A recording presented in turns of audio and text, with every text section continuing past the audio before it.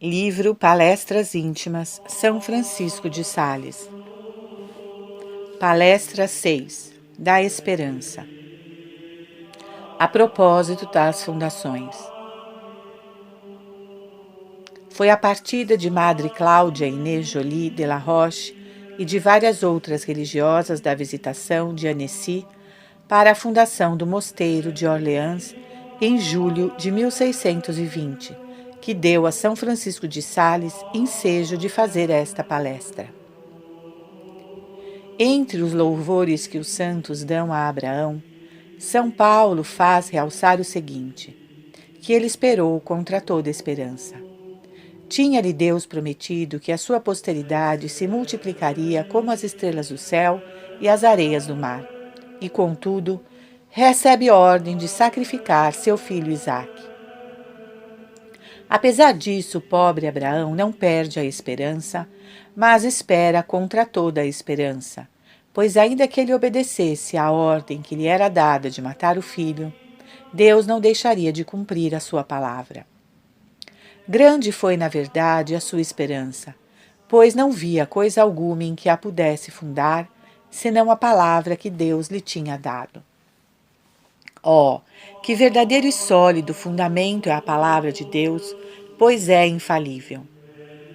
Sai, pois, Abraão para cumprir a vontade de Deus, com uma simplicidade sem igual, sem fazer consideração nem réplica, como não tinha feito quando Deus lhe disse para sair da sua terra e da sua parentela e ir para o lugar que lhe havia de mostrar, sem lhe o especificar, para assim ele embarcar com mais simplicidade na barca da sua divina providência.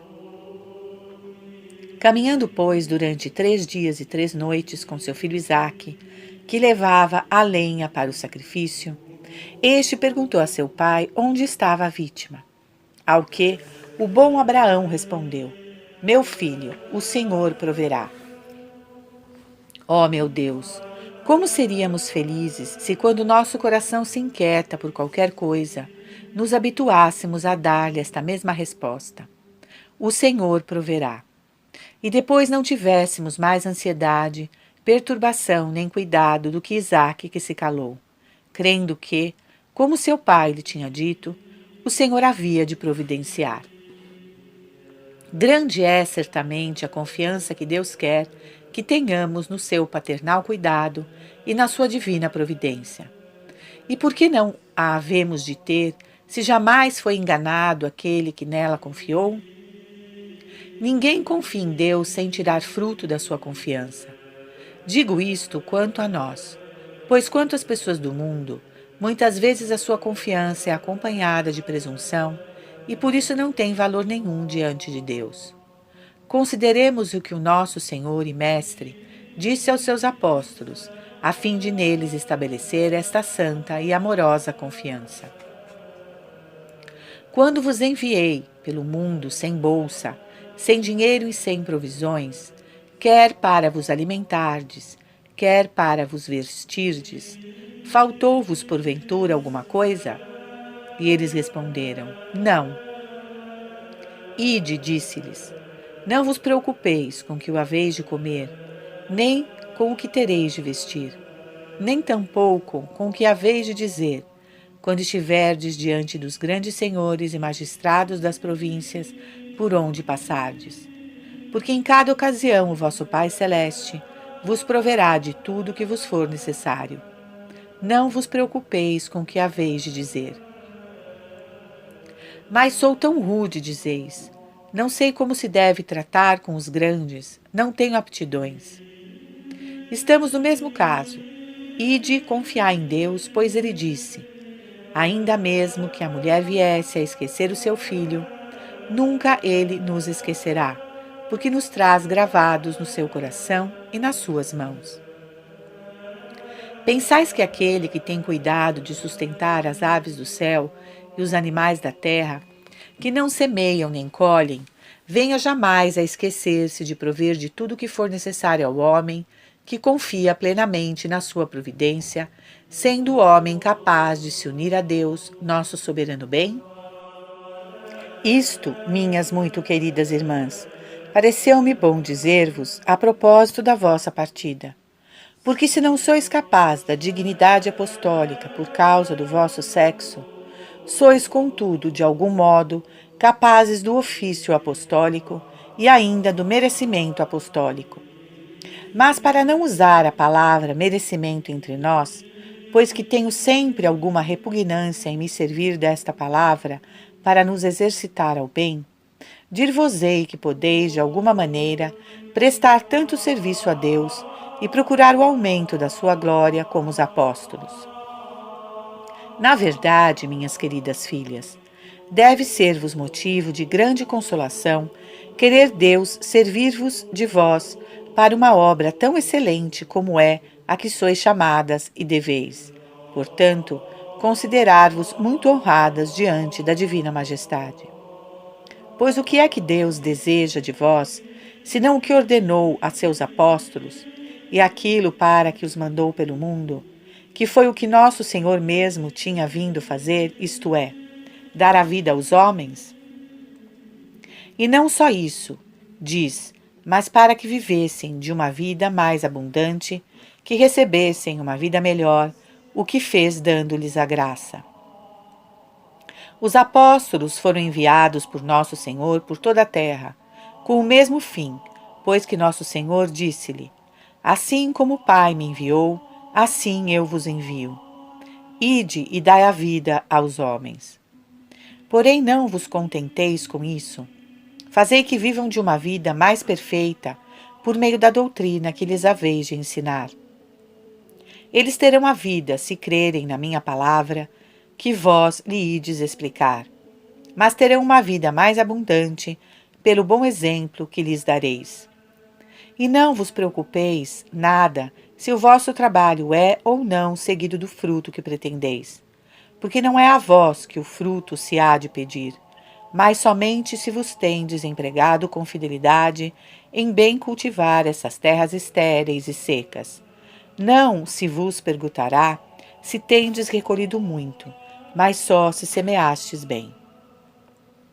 Assim, minhas queridas filhas, sois agora mandadas a diversos lugares para fazer com que as almas tenham a vida e vivam melhor, pois que ides fazer, se não dar a conhecer a perfeição do vosso instituto, e por meio deste conhecimento, atrair muitas almas a abraçar todas as observâncias aí guardadas e incluídas, sem pregar nem administrar os sacramentos e perdoar pecados, como faziam os apóstolos, não e de vós dar a vida aos homens? Ou para falar com maior propriedade às mulheres, pois quem sabe se centenas e centenas delas se teriam talvez perdido no mundo, e retirando-se a vosso exemplo a religião, hão de alcançar a felicidade do céu por toda a eternidade. E não é por vós que lhes será dada a vida?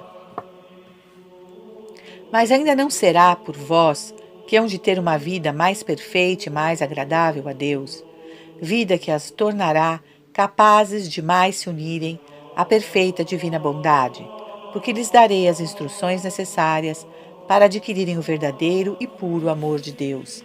Essa vida abundante que nosso Senhor veio dar aos homens?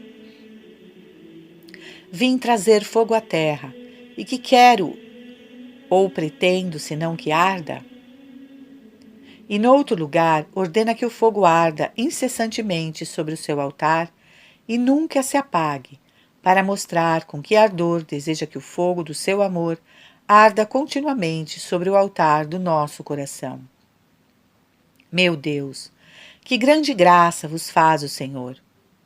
Faz-vos apóstolas, não na dignidade, mas sim no ofício e no merecimento.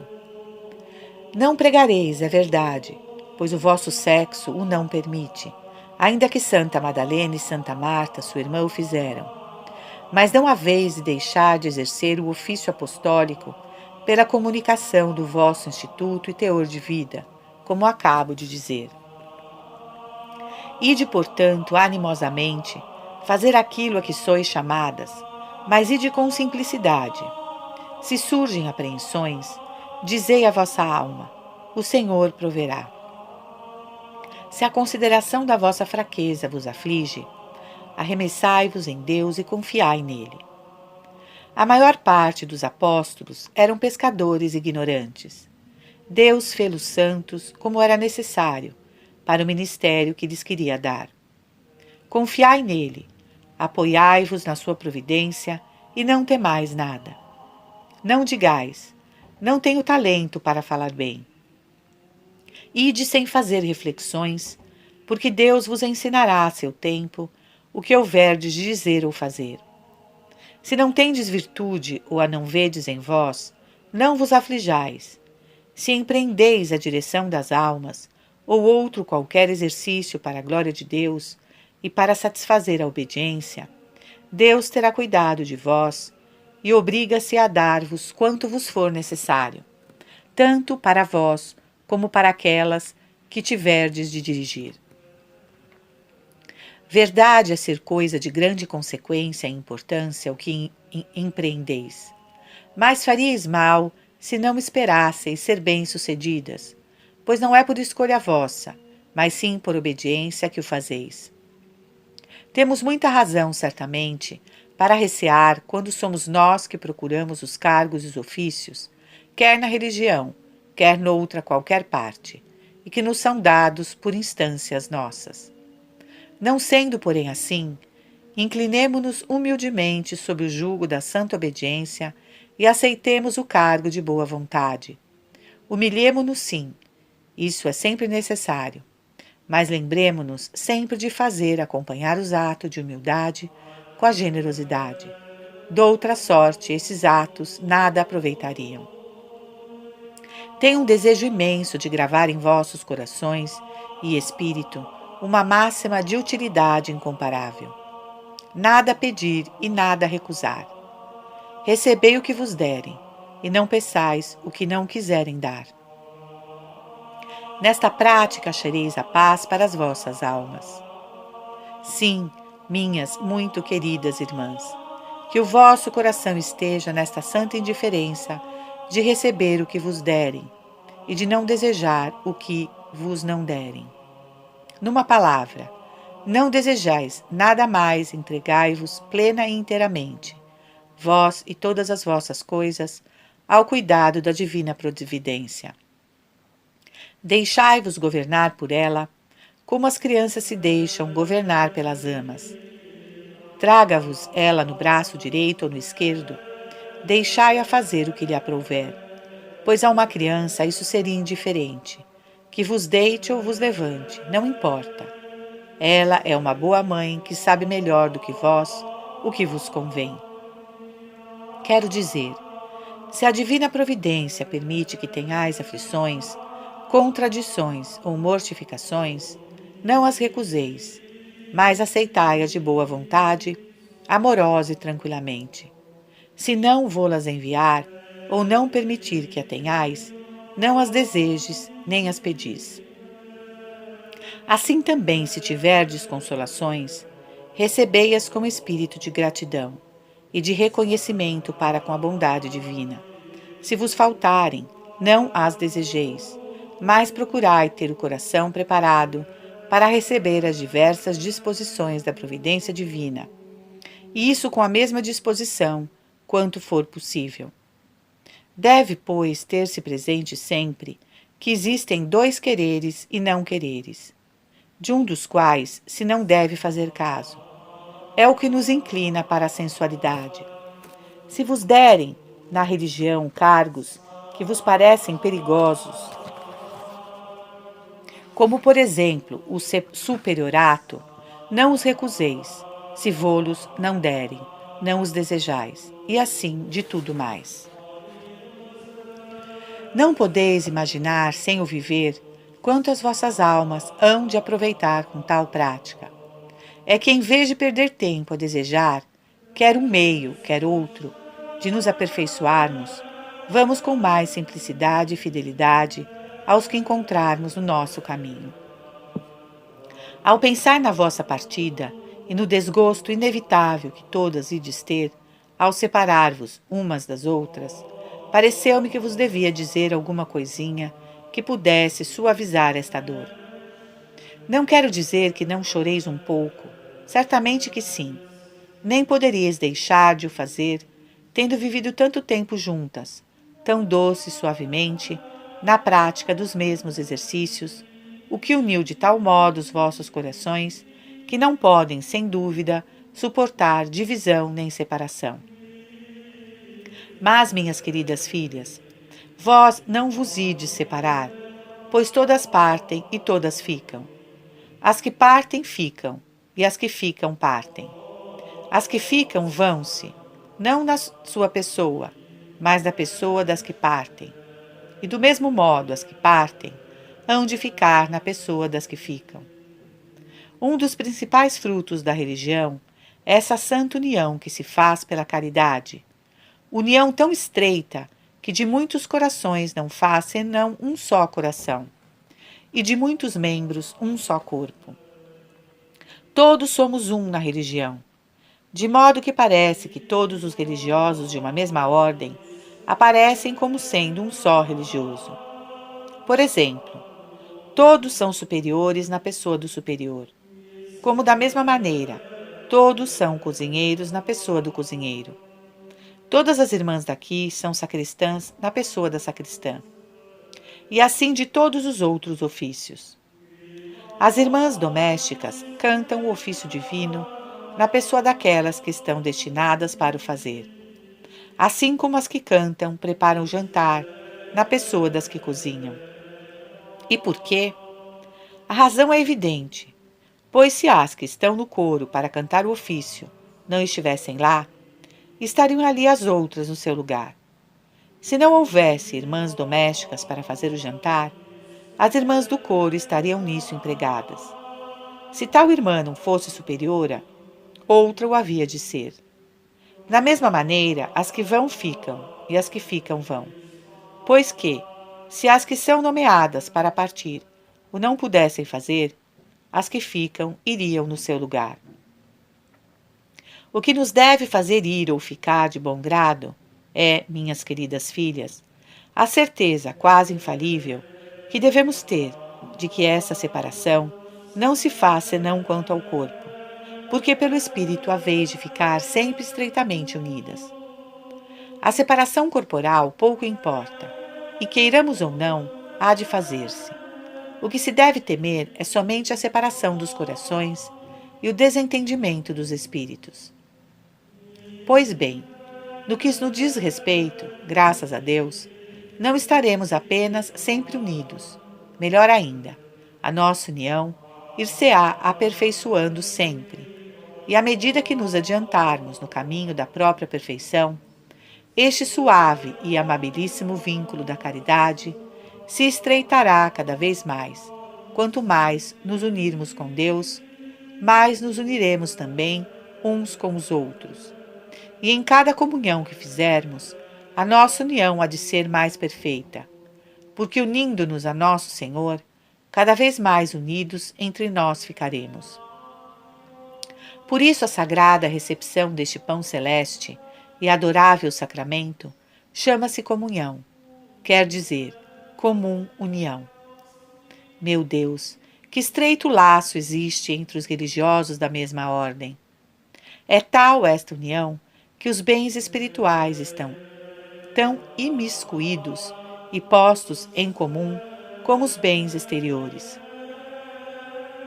Os religiosos, em virtude do sagrado voto que fizeram de pobreza voluntária, nada possuem como próprio, e pela profissão santa que fazem da Santíssima Caridade, todas as suas virtudes são comuns e todos participam e hão de usufruir das boas obras uns dos outros, desde que perseverem sempre em caridade e na observância das regras da religião a que Deus os chamou.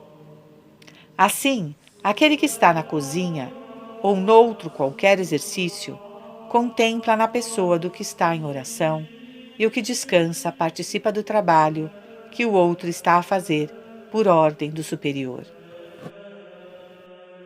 Vede, pois, minhas queridas filhas, como as que vão ficam e as que ficam se vão, e como deveis todas abraçar igual, amorosa e corajosamente a obediência, tanto nesta ocasião como em qualquer outra, pois que as que ficam terão parte no trabalho e no fruto da viagem das que partem, assim como estas hão de participar da tranquilidade e descanso das que ficam. Certamente todas vós, minhas queridas filhas, tendes necessidade de muita virtude e cuidado em a praticar, tanto para partirdes como para ficardes.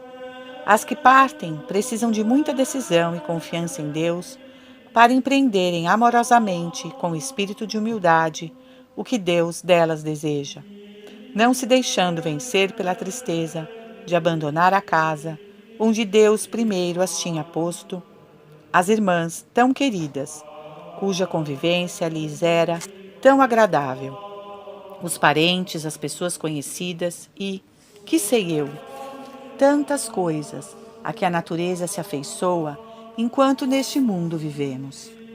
As que ficam também necessitam ânimo, tanto para perseverarem na prática da santa submissão, humildade e tranquilidade, como para se prepararem para partir quando lhes for ordenado. Pois, como vedes, minhas queridas filhas, o vosso instituto vai se estendendo por toda a parte.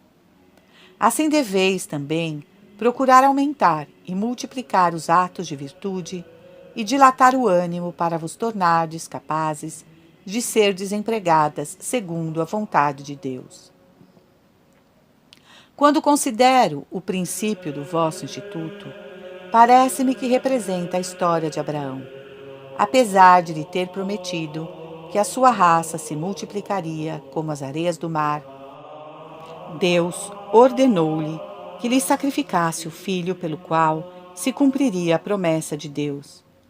Abraão esperou e firmou-se na esperança contra a mesma esperança, e a sua esperança não foi vã, mas sim frutuosa. Da mesma maneira, quando as 3 primeiras irmãs se reuniram e abraçaram este modo de vida, Deus, desde toda a eternidade, tinha projetado abençoar-lhes a geração e multiplicá-la com abundância. Mas quem o poderia imaginar, pois que, encerrando-as na sua morada, não tínhamos em vista senão fazê-las morrer ao mundo? Foram sacrificadas, ou antes, sacrificaram-se voluntariamente. E Deus agradou-se tanto deste sacrifício, que não só lhes deu para si mesmas uma nova vida, mas com tanta abundância que a podem comunicar pela graça de Deus a muitas almas, como agora o vão fazer. Parece-me também que estas 3 primeiras irmãs são muito bem representadas pelos 3 grãos de trigo que se acharam no carro de Triptoleno, entre a palha que servia para lhe conservar as armas, pois sendo levados para um país onde não havia trigo, estes 3 grãos foram semeados e produziram outros em tal abundância que em poucos anos todas as terras deste país estavam semeadas de trigo. A providência de nosso Senhor lançou com a sua bendita mão essas 3 irmãs na terra da visitação. Depois de terem ficado por algum tempo escondidas aos olhos do mundo, deram um fruto, como agora se vê, de maneira que daqui a pouco tempo todos estes países participarão do vosso instituto. Oh, que felizes são as almas que se dedicam verdadeira e absolutamente ao serviço de Deus, pois Ele nunca as deixa estéreis nem infrutuosas. Por um nada que deixam, dá-lhes Deus recompensas incomparáveis, tanto nesta vida como na outra.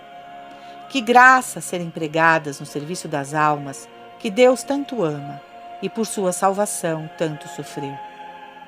Certamente é uma honra incomparável e que vós, minhas queridíssimas filhas, deveis apreciar muitíssimo, não poupando nem sacrifícios, nem cuidados, nem trabalho, para vos empregardes com fidelidade nesta obra, pois tudo vos será largamente recompensado, ainda que não é esse o motivo que vos deve animar, mas sim o de vos tornardes mais agradáveis a Deus e de mais aumentar a sua glória.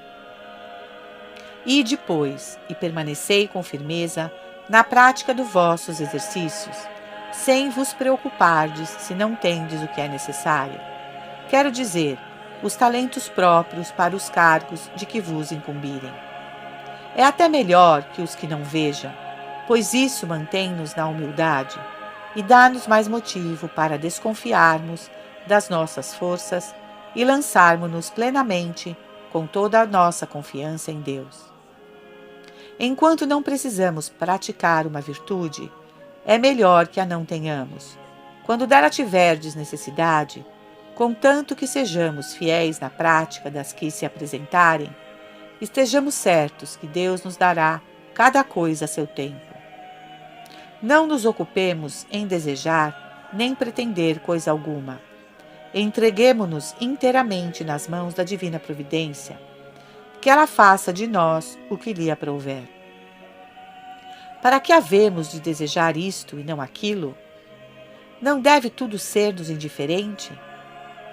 Contanto que agrademos a Deus e amemos a sua divina vontade, isso nos deve bastar.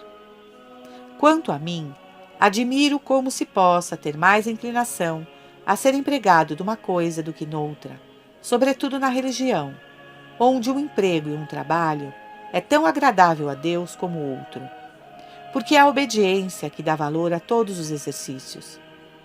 Se nos dessem a escolher os mais abjetos e os mais desagradáveis, estes é que deveríamos abraçar com mais amor. Não nos sendo, porém, lícito escolher, vamos indiferentemente, tanto para uns como para outros. Quando o emprego que se nos dá é honroso diante dos homens, humilhemo-nos diante de Deus. Se é mais abjeto diante dos homens, tenhamo-nos por mais honrados diante da divina bondade. Enfim, minhas queridas filhas, conservai memória amorosa e fielmente o que vos tenho dito, quer no que se respeita ao interior, quer no exterior. Não queirais nada senão o que Deus quer. Abraçai amorosamente os acontecimentos e as consequências da sua divina bondade, sem de modo nenhum vos preocupardes com outra coisa. Depois disto, que mais vos hei de dizer, minhas queridas irmãs, senão que toda a nossa felicidade está compreendida nesta amabilíssima prática? Apresentar-vos-eis o exemplo dos israelitas, com o qual acabarei. Tendo eles estado muito tempo sem rei, desejaram um. Como é singular o respeito humano! Como se Deus os tivesse deixado sem direção e não tivesse tido cuidado com os reger, governar e defender. Dirigiram-se, pois, ao profeta Samuel, que lhes prometeu pedi-lo a Deus, e assim fez. Mas Deus, descontente com tal pedido, mandou-lhes dizer que estava pronto a conceder-lhes o que desejavam, e que os avisava de que o rei que tivessem tomaria um tal domínio e uma tal autoridade sobre eles, que lhes tirariam os filhos. Dos filhos fariam os cozinheiros, outros soldados e capitães. Das filhas, umas cozinheiras, outras padeiras e outras perfumistas. Assim faz nosso Senhor, minhas queridas filhas, as almas que se dedicam ao seu serviço. Pois, como vedes, na religião há diversos cargos e diversos ofícios. Mas que quero com isso dizer? Parece-me que a divina majestade vos escolheu, a vós que partis, para serdes perfumistas ou perfumadoras, para espalhardes da sua parte os perfumes suavíssimos das virtudes do vosso instituto. E como as donzelas gostam de perfumes, como a amante sagrada diz no Cântico dos Cânticos, que o nome de seu amado é como um óleo ou bálsamo que derrama por toda parte perfumes infinitamente agradáveis, acrescentando: eis porque as donzelas o seguiram, atraídas pelos seus divinos perfumes. Assim vós, minhas queridas irmãs, como perfumistas da divina bondade, ide derramando por toda parte o odor incomparável de uma profunda humildade, doçura e caridade, a fim de que muitas almas sejam atraídas pelos vossos perfumes e abracem o vosso modo de viver, e possam, como vós, gozar neste mundo uma santa e amorosa paz e tranquilidade, para depois irem gozar da felicidade eterna no outro. A vossa congregação é como um cortiço de abelhas, como tão bem vô-lo disseram há dias no sermão, do qual já saíram diversos enxames, com a diferença, porém, que as abelhas saindo para se retirarem no outro cortiço e ali fundarem uma nova família, cada enxame escolhe uma rainha particular sob a qual milita e vive. Porém vós, minhas queridas almas, apesar de irdes para um novo cortiço, isto é, começar uma nova casa da vossa ordem, tendes sempre o mesmo Rei, que é nosso Senhor crucificado, sob cuja autoridade vivereis em segurança em qualquer parte que estejais. Não receeis que alguma coisa vos falte, pois ele estará sempre convosco, enquanto não escolherdes outro. Tende só grande cuidado em aumentar o vosso amor e a vossa fidelidade para com sua divina bondade, permanecendo mais perto dele que vos for possível, e tudo vos irá bem. Aprendei dele tudo o que tiverdes de fazer. Nada fazeis sem o seu conselho, pois é o amigo fiel que vos há de dirigir, governar e terá cuidado de vós, como de todo o coração lhe peço.